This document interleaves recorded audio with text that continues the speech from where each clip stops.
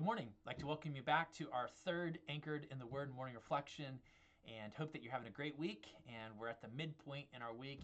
And I do hope that you'll be able to join us this week for our midweek study if you are listening to this on Wednesday before we have our Bible study. And we're working our way through the Sermon on the Mount, and the text that we're dealing with is in Matthew chapter 7.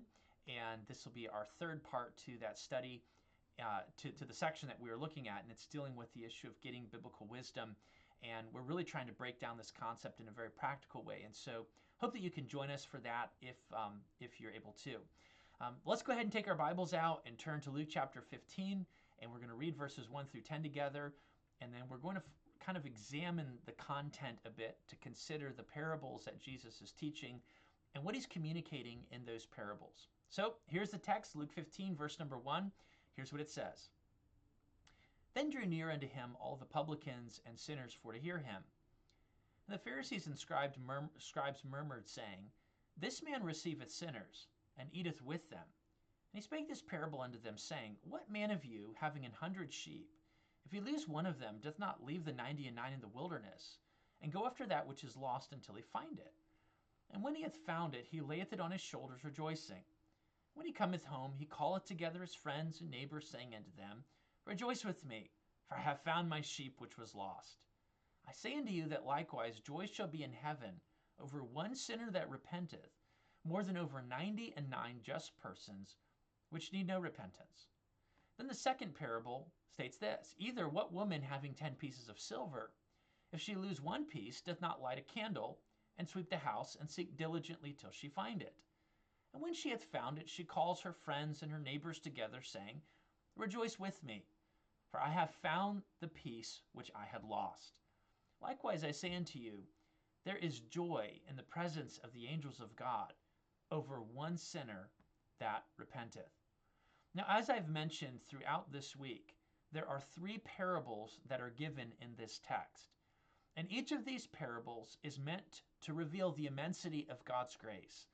And you could almost say that they're sort of building in the progression leading up to the third parable, which is the parable of the prodigal son. And we could almost put it this way, the parable of the lost sons, because both sons had a problem.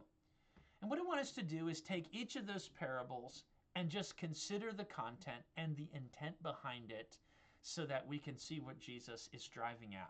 The first parable is found in verses 4 to 6. He asked the question, What man of you, having 100 sheep, if he lose one of them, doth not leave the 99 in the wilderness, and go after that which is lost until he find it? When he hath found it, he layeth it on his shoulders, rejoicing. When he cometh home, he calleth together his friends and neighbors, saying unto them, Rejoice with me, I have found my sheep which was lost. Now, what are the details that we find in this parable? The first is that his focus was not on what he had, but rather on the one sheep that went missing. We also see that he went and he pursued that sheep. He didn't just say, well, I'll ignore it, not worry about it. It's just collateral damage. It's just the price of doing business. Sometimes you lose some of what you're raising if you're a farmer and things like that. Or I'll just send someone and see if they can half-heartedly look for this sheep and find it. That's not what he did. He personally goes and pursues the lost sheep. And when he finds the sheep, he rejoices that he has found it. He puts it on his shoulders. He brings it home. But he doesn't just rejoice alone. He calls others to rejoice with him. And so this is a very sweet parable because it shows you the affection that the shepherd has for an animal, a sheep. The second parable is found in verses 8 and 9. He says, What woman, having 10 pieces of silver, if she lose one piece, doth not light a candle, sweep the house, seek diligently till she finds it? When she hath found it, she call her friends and her neighbors together, saying, Rejoice with me, I have found the piece which I had lost. You can see the parallels between these 2 parables. This woman looks for the details, and it's almost exactly the same way. Then we see the third parable. It says there was a certain man who had 2 sons. Well, what is the emphasis of these parables? Well, the first 2 parables is that it is natural for people to look for lost things. It's also that it's natural to rejoice when you have found something that was lost. So whether it's a sheep or maybe it's a dog that got away, or a cat that went missing, or a hamster that's missing if you have little kids and they have a hamster, whatever it is. You lose an animal, you're going to look for it, and when you find it, you're happy. Or when you lose a coin, something of value, and you search for it and it's bugging you, and you're looking and tearing the house apart to try to find this thing. Maybe you're looking in all the couch cushions or something like that. You're looking in the car and all the little nooks and crannies. Well, when you find it, there's satisfaction, there's joy. It is natural to rejoice over lost things. How much more over lost people? And when I say lost people, I'm not using this in the sense of a person who went missing in a grocery store or in a park, or someone who has not been seen for days or weeks. We think about how much joy there would be when you find someone who you have lost in that sense. But even to a greater degree, a lost soul, someone whose life and eternity is in the balances, where they will spend eternity. And when that person is found, how much more valuable are they than sheep and animals and coins? That's the point of what he's saying. And what he's also emphasizing is that God's grace is celebrated every single time a soul is saved. And you see that where he says, how much more do the angels rejoice in heaven over one sinner who repents? God's grace is immense and to be celebrated.